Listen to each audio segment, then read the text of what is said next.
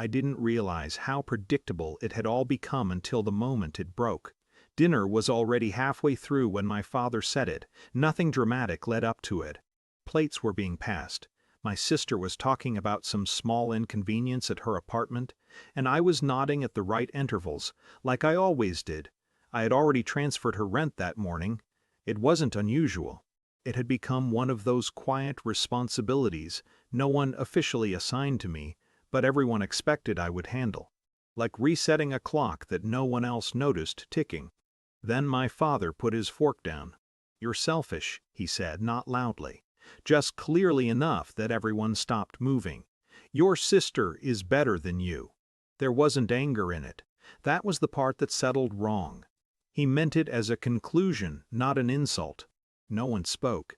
My mother didn't look up. My sister shifted slightly but didn't object. It was familiar territory, just spoken more directly than usual. I felt something rise in me, but it wasn't heat, it was something quieter. A kind of clarity I hadn't allowed myself before, and then I laughed.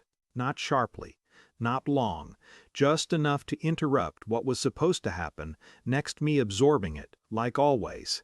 My father frowned, like I'd misread the tone of the room.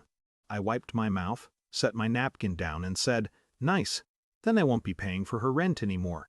It didn't sound dramatic when I said it. It sounded like I was confirming a detail. For a second, nothing happened. Then the air shifted.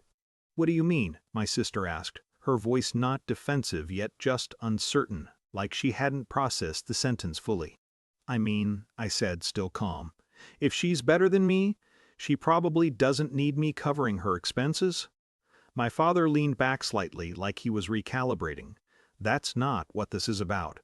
But it was. It had always been.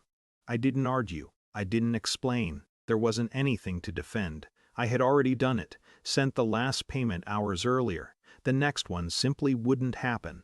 "You're overreacting," he added, but the words didn't land the same way they used to. There was a hesitation behind them, something that hadn't been there before, because for the first time there was something he couldn't dismiss. Control, I realized, had never been just about what was said at the table. It had been built on what happened quietly outside of it, and I had just stepped out of that part. "Finish your food," he said after a moment, the authority returning but thinner now, "or leave." It was meant to restore order. A visible line. I nodded, stood up and picked up my jacket. "I'll leave," I said. No one stopped me. That was the strangest part. Not even my mother. I walked out without rushing, without slamming anything, without looking back. The door closed behind me with the same soft click it always had, but it didn't feel the same. The messages started the next day. Not apologies, not directly. My father's text was brief: "We need to talk." Not "you need to fix this." Not "you're being unreasonable." Just talk. I didn't respond immediately. My sister sent something later that night. A question about whether I was serious. No accusation, just confusion, like she was trying to understand a rule she hadn't realized could change. I read it, left it there. Days passed. There was no follow-up demand, no escalation, just a noticeable absence of certainty from them. And I realized something I hadn't before. Not fully. They hadn't expected me to choose differently.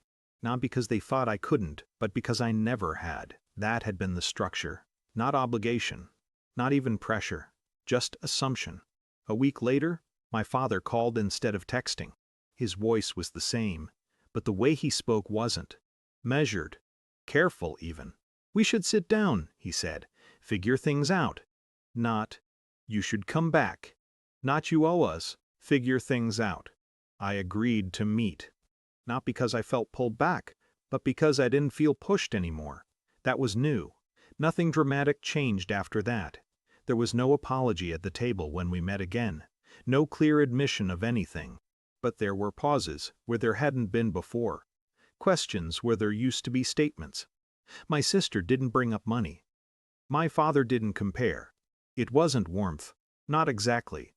But it wasn't the same structure either.